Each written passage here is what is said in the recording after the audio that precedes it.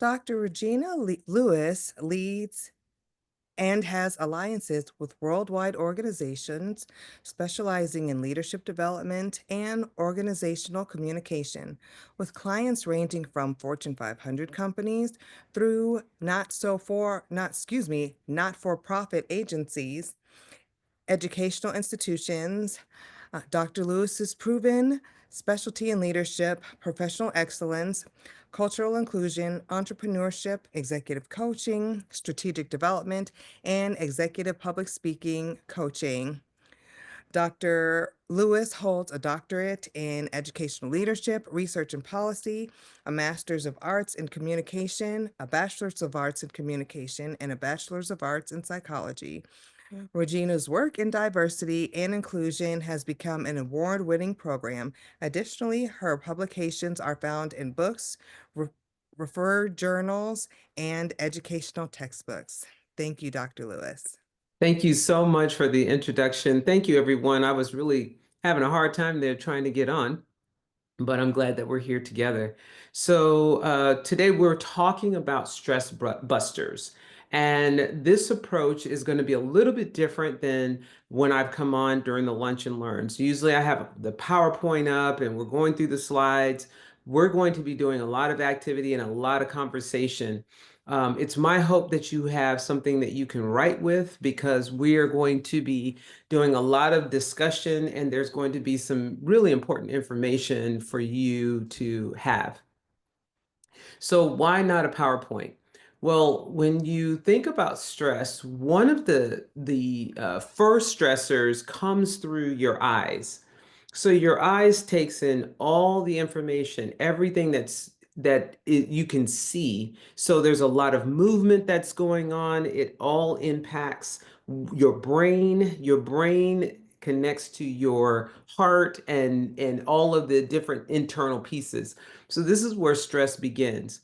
So one of the very first things to think about is, when can I shut it down? We are in information overload. We have video coming at us. We have audio coming at us. We're constantly looking at something and it's taking up space into our brain. So we need to take a break from that to just close our eyes and reset. So what you can do right now is, I want everyone to close your eyes. Everybody close your eyes. Put your feet flat on the ground if possible.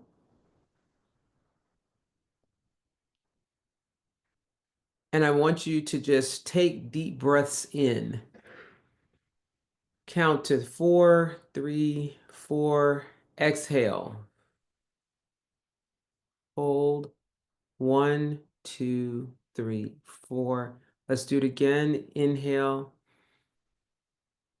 Hold. 1, 2, 3, 4. Exhale. Okay, now open your eyes. What that does is it is a natural way just to reset yourself. And so that's what's called box breathing. So we take an inhale, count of 4, hold it, count of 4, exhale, count of 4, and so on. So you continue to go into this box breathing and at the same time closing your eyes. So taking a break from anything that we're looking at is extremely important, because that does affect us overall. So what I'd like for you to do is, in the chat, I want you to put in the chat, what time do you think you fall asleep? Put in the chat, what time do you think you fall asleep?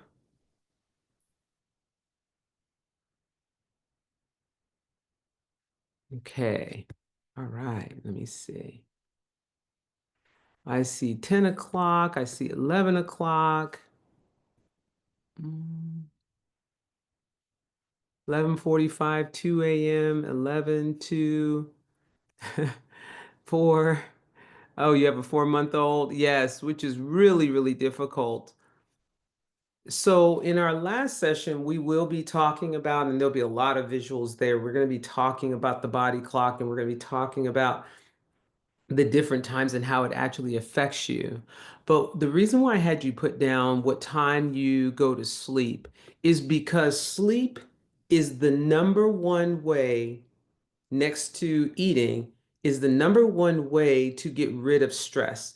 When you are not sleeping well, when you go to bed too late, you don't get enough time to sleep, or you wake up during your REM sleep, then what you're doing is you're creating stressors that become part of that buildup of cortisol. And so if you want a telltale sign, a lot of times you can touch your stomach, and right above your stomach and below your chest, a lot of times people have a like a band, like a thickness. I'm gonna right in here. And that's called the liver roll. That's typically a sign of us not being able to sleep well, and we have a lot of stressors. That right there is something that we have to pay attention to. So you do not have to be heavy to have that liver roll, but it is telling you something. So keeping that in mind is extremely important as well. So when you go to sleep, what do you think? I just want you to take a guess. What do you think, like, why is it that we wake up in the morning? All of a sudden we're almost unconscious. And then yet and still, for some reason, we wake up. What do you think is causes us to wake up? What is the key component to waking up? Anybody can unmute themselves, or you can put it in the chat.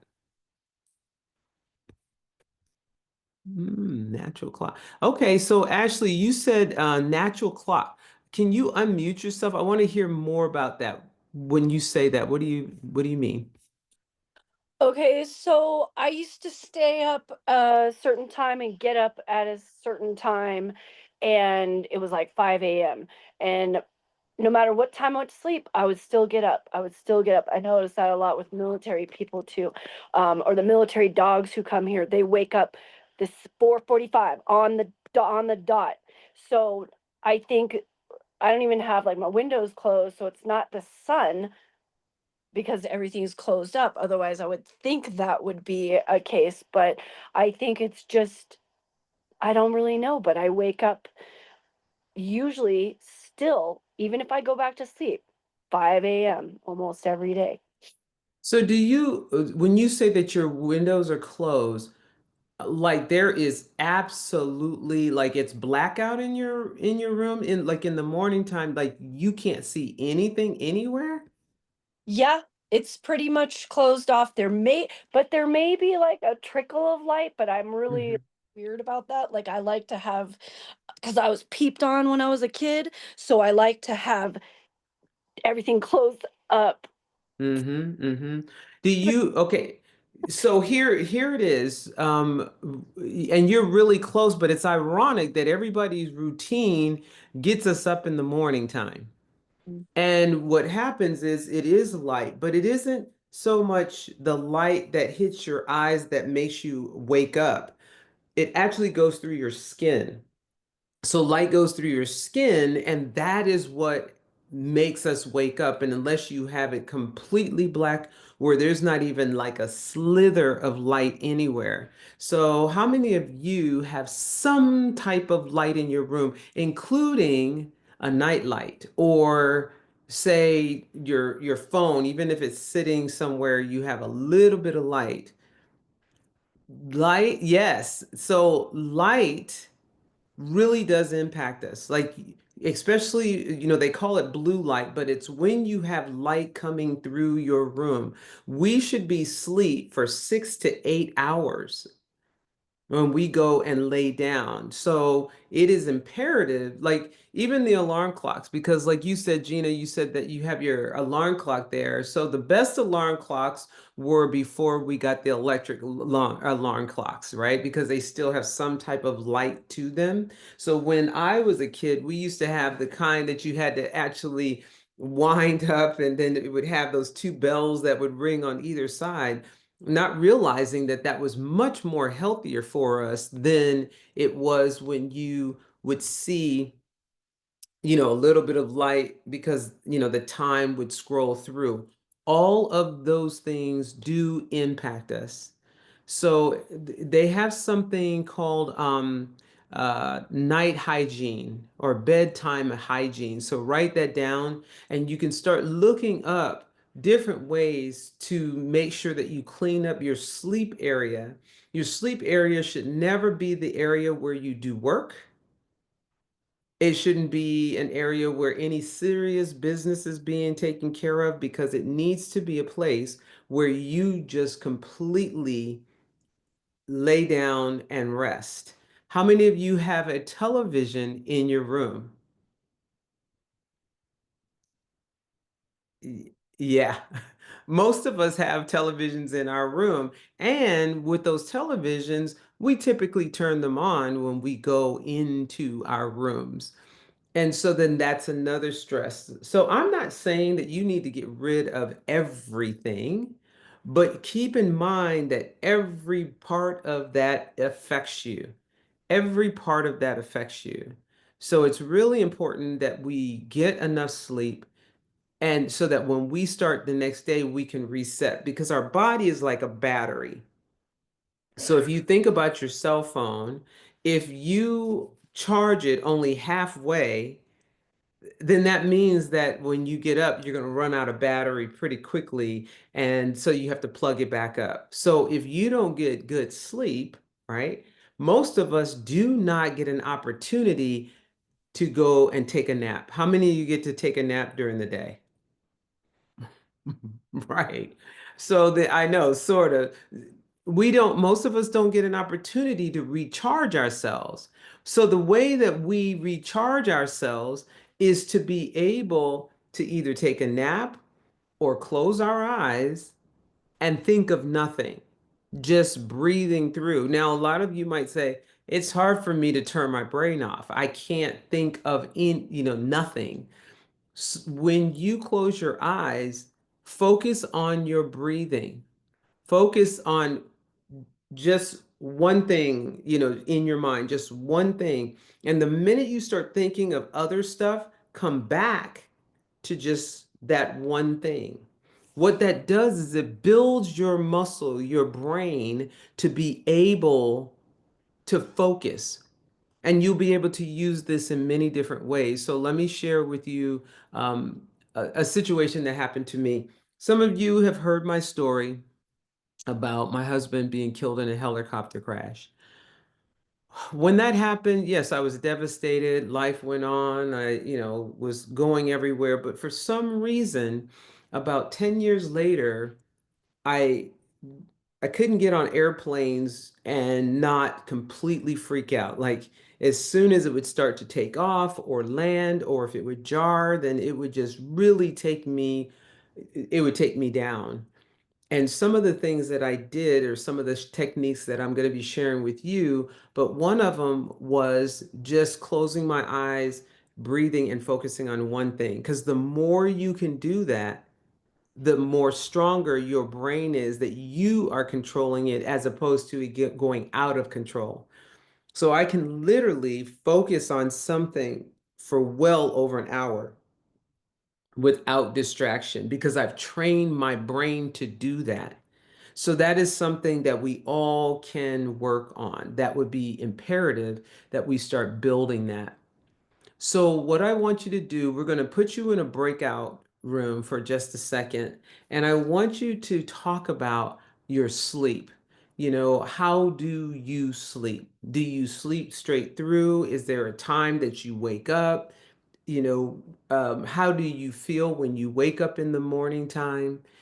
And how late you go to sleep. So we're only going to be in there for 5 minutes, because I really want to get into food next. Okay. So if you wouldn't mind putting them in a breakout room, that would be great. And how many breakout rooms would you like? So that everybody can talk to one another, let's put three. Then this way they will have an opportunity to talk.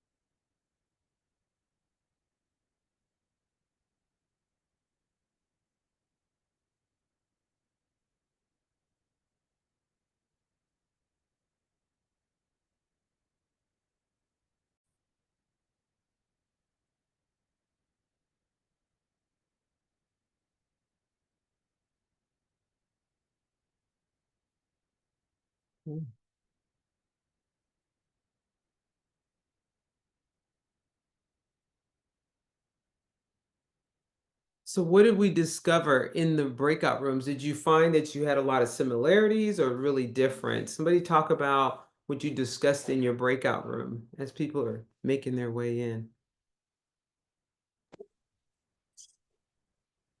Elizabeth? A lot of us, I think, have the same thing. I was saying sometimes I sleep really good and sometimes I wake up in the middle of the night, but I notice sometimes when I sleep less, I wake up more refreshed than when I sleep longer.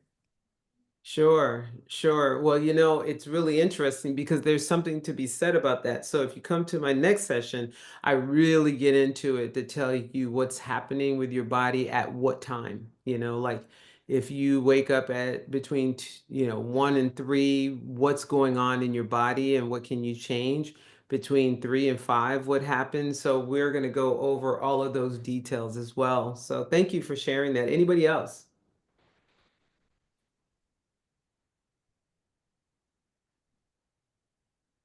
I don't know if anyone else ever has this problem, but I also notice that in the mornings, if I wake up and say it's like the weekend or my day off, and I wake up super early and then I go back to sleep, I always have nightmares. Oh, wow. But it Really? only happens in the morning if I've woken up and then I go back to sleep. Well, in actuality, we should be waking up and keep a routine 7 days a week. But a Mhm. lot of us go, oh, it's the weekend. I'll stay up later and I'll get up Yep, later, and that really plays a part into it for I sure. think so Wow. too. Mm-hmm. Mm-hmm. Well, let me share with you a little bit about food because food plays such a significant role.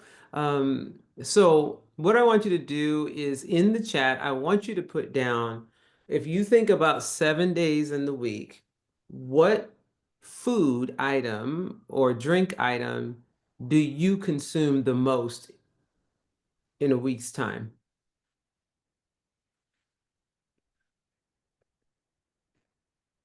Hey, let's see. Let me see if I can get down there. Water, caffeine, bread, Dr. Pepper, anything caffeine, Dr. Pepper, tea, pretzels, water, coffee, chips. Okay. I'm going to talk to a couple of people who um, do water.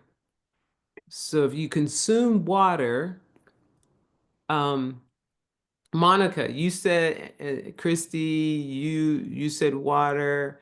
Okay, so let's talk about your water for a second. Um, how do you drink your water? Cold. Super cold. Super cold, so put some ice in it, make it Right. taste good. Okay. Anybody else drink it any other way? No. Okay. Mm. Yeah, I drink at colder room temperature. It just depends on my mood. Okay. All right. All right. I have to have So ice. you have to have ice? Oh, Yeah. yeah, that was my mother. I used to have to have ice as well. What about Michelle? You said room temperature. Did you get the package from the mailman? Uh-oh, somebody is unmuted. Michelle, where are you?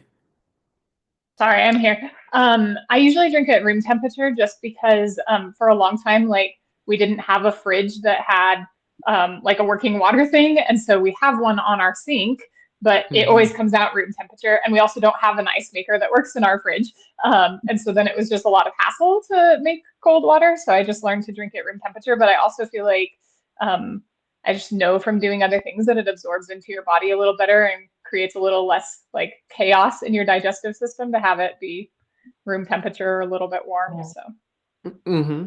Absolutely. Thank you for that. So, Shaquan, is that you said warm water? Yes. Okay, so talk about that. Why warm water? I feel like I had a lot of surgeries to my stomach. Hmm. So I started having some like stomach issues, and drinking warmer water seemed to help my stomach not hurt as much. Hmm. And I just I'm kind of biased with ice anyways. I don't like ice touching my lip. And I kind of feel like it's more of like a shock to my body than Mhm. enjoyable. Absolutely. So if we understand, about water, because we hear we should drink water, and then, some of us drink sparkling water, some of us drink flavored water, all different types of water. And so understanding about water is really important. So first of all, in terms of water, our body, what is room temperature? I mean, not room temperature, but what is a normal body temperature? Anybody just unmute yourself. What is a normal body temperature? 96.8. Okay, Nice. 96.8. And so if you go into a room, what is most rooms temperature? If you said this is room temperature, and you walk into a room and you look at the thermostat, about what is that? 70? Yeah, so between 68 and 70, somewhere in there, that's already much colder than your body temperature. So we're already affecting our body when we're drinking room temperature. So, the warmer the water is, the better for your body because it is a shock to our system. It does slow down metabolism. It does affect, stress, just how the temperature of our water or anything that we actually consume. We'll talk about the other types of drinks in a minute and foods, but those things are really important that we have to realize the impact that it actually has on our body. Now, other drinks, drinks and foods that causes stress to our body, sugary, things that are sugar. And sometimes we don't realize what has sugar in it or how much. Think about spaghetti sauce. Now, the ones that people love the most are the ones that have the most sugar in it. If you look on your phone and you start looking at just how much sugar is in tomato sauce, you would be surprised how much is actually there. I'm not saying just cut everything out, right? But even when you're looking at foods, we got to look at labels because of that's in there. Processed foods, of course, has an impact. Caffeine has an impact on stress. If you clean up those foods, right, then you will start to see a difference in your body. I had to stop eating bananas. Like, if I have a banana, I may have a banana, like a half a banana, maybe once a month. But the potassium is good, but the sugar is a lot. Now, if you buy bananas, like bananas are inexpensive, and that's one of the main reasons why I bought them, and it was more healthier than eating candy. If you do that, you've got to consume a lot of water after that. So here's something to remember. On your body, everything from the on the inside should be room temperature to hot. And everything on the outside should be room temperature to cold. And we typically do the opposite of those things. There is so many things to consider. I want to leave you all with this particular one. There's a book that you can go to the library to get. You can get it on Audible. You can buy it yourself, but it's called, well, there's two. One is called Super Gut. So if you write that down, Super Gut, that changed my life. And the other one that changed my life is called The Brain Warrior's Way. The Brain Warrior's Way. Both of those will really help.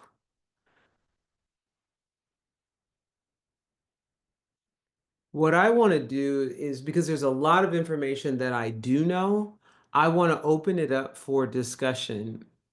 And so if you have a question about stress or about your eating, I'm opening it up now for you to talk because we're going to just talk for maybe 5 minutes before I have to turn it over. But I would love to hear what questions you might have.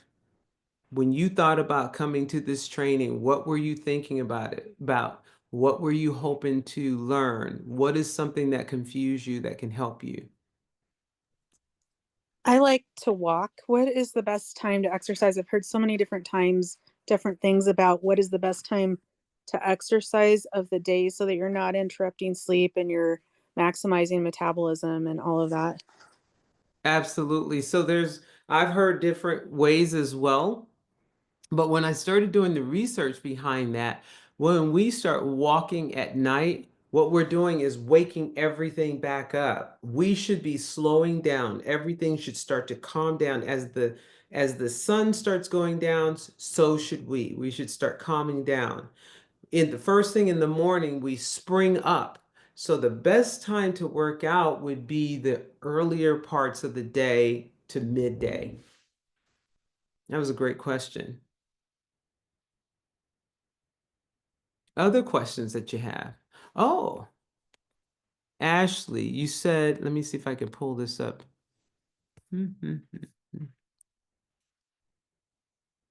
Way too much going on. I feel so overwhelmed, easy to manage it all and get help we need desperately. Ashley, could you unmute yourself? Could you tell me more about what you're saying? Hi, yeah,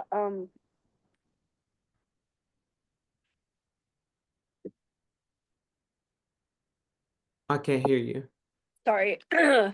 There's just so much going on with um me and my kids and trying to manage our business, and um we stay really peaceful throughout all the stress, but where we've been for like 25 years, they're selling the lots. It's like 7 different lots, and we're on one of those lots, and that's how we run our business. So if we become homeless, we become businessless, jobless, and homeless. I don't think that's gonna happen right away, but looking at that, trying to build my credit, trying to run the business, my car's having issues, money's not the greatest, and just I need like to start looking into business loans, small business loans, grants for our nonprofit. We have bees, and it's just me and my 3 kids that live with me, um, full time. My other 2 are on their own, but I am overwhelmed, and I'm such a peaceful person. I'm still really having a hard time with you talking about your husband. I'm really sorry about that. Because when you told me, I started to cry. Um, The- but it's just a lot, and yes. sometimes I look at other people, like you're having surgeries, people with little babies. I've been there. I've been through so much, Mm-hmm. but we get through all of it. We get through it. But it's just I was like, there's no better time for this meeting today because I'm just so overwhelmed. And I just need to know kind of how to manage it all. Yes. Mom and a dad too, you know. So here's something, Ashley. First of all, thank you for sharing. The thing we have to remember is we can only control our controllables. We can't control anything outside of that. If they're going to take away the land, worrying isn't going to change it, right? So what we have to do is plan within what we can actually control. We all need to do that. I think these are very stressful times. One of the first things to do is take off your plate worrying and stressing for other people. Because part of that is lessons that other people have to learn. If we worry for them, we take away the lessons that they need to learn. So we remove ourselves from that piece and we look at, okay, this is where I am. And I always go to worst case scenario. If all this happens, what will I do? So I plan for that. So anything above that, I'm going to be okay, no matter what. But what is the worst thing that can happen and how can I prepare for that? Yeah, I agree. Mm-hmm. Thank you again for sharing. Thank you. Mm-hmm. I'll take one more before I turn it over. Anybody else? Any questions or comments? There's a couple of questions in the chat, Dr. Lewis. Yes, go ahead. Could What you are read those? the best strategies for a morning routine with three different kids going to three different schools? Mm-hmm. And then a question about breathing exercises to break up or stop stress. And anything Yes. about bilateral tapping. Do you know anything about that? Okay. So bilateral tapping, I've heard of it, but I could not, put my expertise on there because I don't know it well. I don't know it well.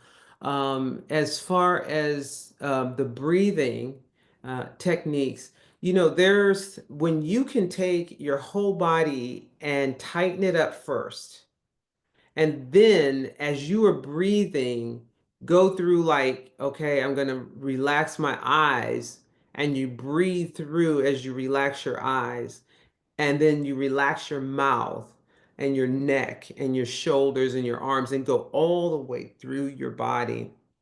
It's amazing how that will change everything. Because a lot of times we'll tell you, okay, do like box breathing or breathe through it. But if you can actually physically work through your body and work through each muscle, you will start to see how much you're able to relax. So that's a technique that I do when I have a military group that we go through and do that process. The other question that was asked was about what was that last one? Oh, It about was the three kids going in. Okay.